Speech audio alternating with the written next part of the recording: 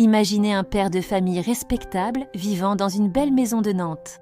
Un homme discret, catholique, pratiquant, issu de la noblesse.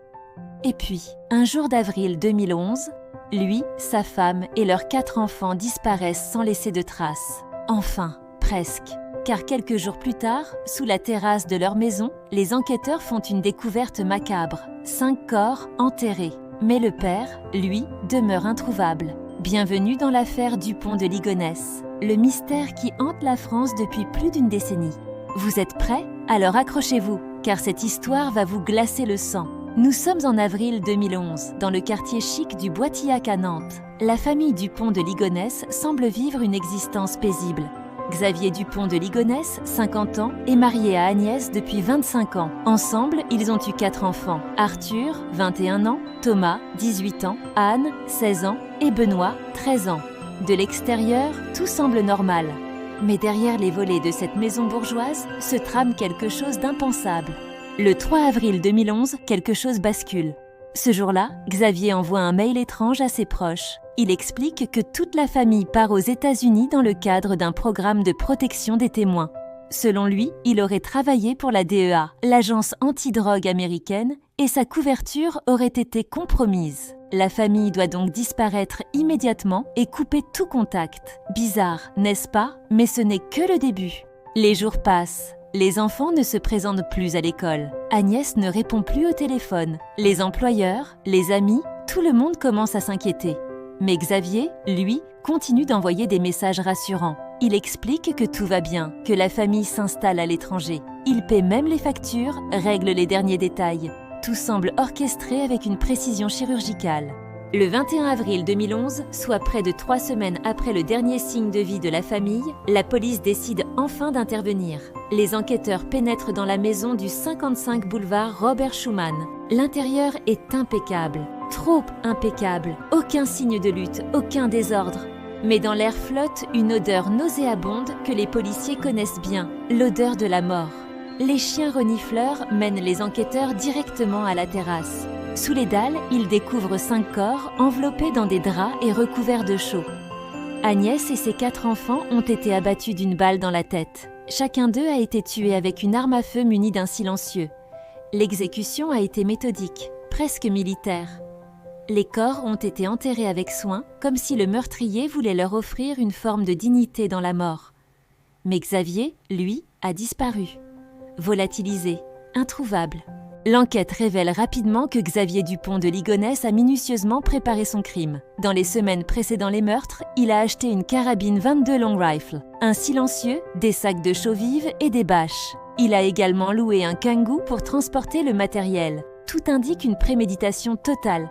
Xavier savait exactement ce qu'il allait faire. Mais pourquoi? Qu'est-ce qui pousse un homme à tuer toute sa famille avant de disparaître? Les enquêteurs découvrent que Xavier était criblé de dettes. Son entreprise de conseil avait fait faillite. Il devait des dizaines de milliers d'euros à des créanciers et il cachait sa situation désastreuse à sa femme.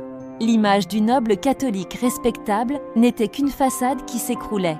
Xavier vivait dans le mensonge depuis des années, inventant des emplois fictifs, des revenus imaginaires. Il était au bord du gouffre financier et social. Certains psychologues avancent que Xavier aurait agi par orgueil, incapable d'accepter la honte de la ruine et du déclassement social. Dans sa vision du monde, marquée par ses valeurs aristocratiques et catholiques traditionnalistes, mieux valait disparaître que d'affronter l'humiliation. Mais est-ce vraiment une raison suffisante pour assassiner toute sa famille? Pour vous, qu'en pensez-vous? Revenons à la chronologie. Après les meurtres, Xavier a encore plusieurs jours devant lui avant que les corps ne soient découverts. Il en profite pour effacer ses traces. Il quitte Nantes le 11 avril 2011 au volant de sa voiture, une Citroën C5 break grise. Les caméras de surveillance le filment à plusieurs reprises sur la route, se dirigeant vers le sud de la France. Le 12 avril, il est repéré à Roquebrune-sur-Argent, dans le Var. Il se rend à l'hôtel Formule 1 où il passe une nuit. Le lendemain matin, il est filmé pour la dernière fois par une caméra de vidéosurveillance. Il porte un sac à dos et semble calme, presque serein. Puis, plus rien. Xavier Dupont de Ligonnès disparaît littéralement de la circulation. Sa voiture est retrouvée quelques jours plus tard sur le parking de l'hôtel. À l'intérieur, les enquêteurs découvrent 2 balles de 22 long rifle et des documents personnels. mais aucune trace de Xavier. Les caméras de l'hôtel montrent qu'il a quitté les lieux à pied avec son sac à dos. Mais où est-il allé? Personne ne le sait. L'hypothèse la plus répandue parmi les enquêteurs est que Xavier se serait suicidé quelque part dans la forêt environnante. Des battues gigantesques sont organisées dans les bois de Roquebrune-sur-Argent. Des chiens, des hélicoptères, des drones, tout est mis en œuvre. Mais aucun corps n'est retrouvé. Pas le moindre indice. C'est comme si Xavier s'était évaporé. Pourtant, certains refusent de croire à la thèse du suicide. Pour eux, Xavier Dupont de Ligonnès est toujours en vie, quelque part. Cette théorie est alimentée par plusieurs éléments troublants. D'abord, le profil de Xavier, un homme méticuleux, organisé, qui a planifié son crime dans les moindres détails. Aurait-il vraiment oublié de préparer sa propre fuite? Ensuite, son passé. Xavier s'intéressait aux techniques de survie, aux identités factices, aux moyens de disparaître. Il avait consulté des sites internet sur les fausses identités et les pays sans extradition. Certains enquêteurs pensent qu'il aurait pu se créer une nouvelle identité et quitter la France. Mais comment? Xavier n'avait plus d'argent. Ses comptes bancaires étaient vides. Pourtant, dans les jours précédant sa disparition, il avait retiré plusieurs milliers d'euros en liquide, suffisant pour survivre quelques semaines, peut-être quelques mois. Mais ensuite, l'affaire connaît plusieurs rebondissements au fil des années. En 2015, un témoin affirme avoir vu Xavier dans un monastère bénédictin en Italie. Les enquêteurs se rendent sur place, mais ne trouvent rien. En 2019, c'est le coup de théâtre. Un homme est arrêté à l'aéroport de Glasgow, en Écosse. La police française est convaincue d'avoir enfin retrouvé Xavier Dupont de Ligonnès. Les médias du monde entier s'emballent, mais très vite, l'analyse ADN révèle la vérité. Ce n'est pas lui, c'est un sosie parfait, mais pas Xavier. L'espoir retombe. Cette fausse piste met en lumière l'obsession collective qu'est devenue l'affaire Dupont de Ligonnès. En France, des centaines de personnes affirment l'avoir vu. À la terrasse d'un café à Paris, dans un supermarché à Toulouse, dans une station-service en Espagne. Chaque signalement est vérifié par la police, mais aucun ne mène nulle part.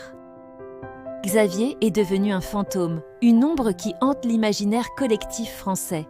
Alors, que s'est-il vraiment passé? Est-ce que Xavier Dupont de Ligonnès est mort, quelque part dans les bois du Var, son corps dévoré par les animaux et dispersé par le temps? Ou est-il vivant, caché sous une fausse identité, peut-être à l'autre bout du monde, regardant de loin l'agitation médiatique qu'il a créée? Certains experts avancent une troisième hypothèse, plus sombre encore. Et si Xavier n'avait pas agi seul? Et si quelqu'un l'avait aidé à disparaître? Cette théorie repose sur plusieurs éléments.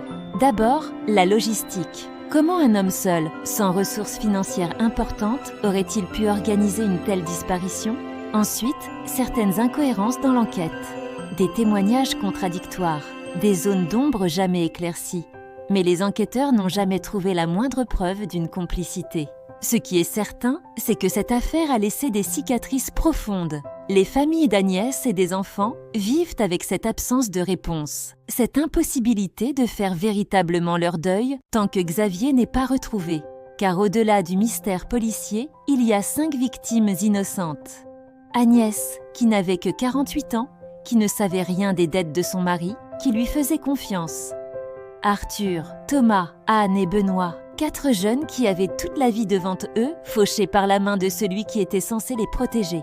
L'affaire Dupont de Ligonnès nous confronte à une réalité dérangeante. Le mal peut se cacher derrière les apparences les plus respectables. Xavier n'était pas un marginal, pas un délinquant connu des services de police. C'était un père de famille, un voisin courtois, un homme qui allait à la messe le dimanche. Et pourtant, il a commis l'irréparable. Aujourd'hui, en 2025, cela fait plus de 14 ans que Xavier Dupont de Ligonnès est en fuite. Son nom figure sur toutes les listes internationales de personnes recherchées. Interpol, Europol, tous les services de police du monde ont son signalement. Et pourtant, rien. Le mystère reste entier. Alors, que pensez-vous qu'il se soit passé? Xavier est-il mort ou vivant? A-t-il agi par désespoir, par orgueil? Ou y a-t-il quelque chose que nous ne savons pas encore? Partagez vos théories en commentaire, car dans cette affaire, chaque détail compte, chaque perspective peut éclairer une part d'ombre. Si cette histoire vous a captivé, n'oubliez pas de vous abonner à Crimes et Mystères pour ne manquer aucune de nos enquêtes. Activez la cloche pour être notifié dès qu'une nouvelle vidéo est publiée et surtout, Likez cette vidéo si vous voulez que nous continuions à explorer les affaires les plus mystérieuses de France et d'ailleurs.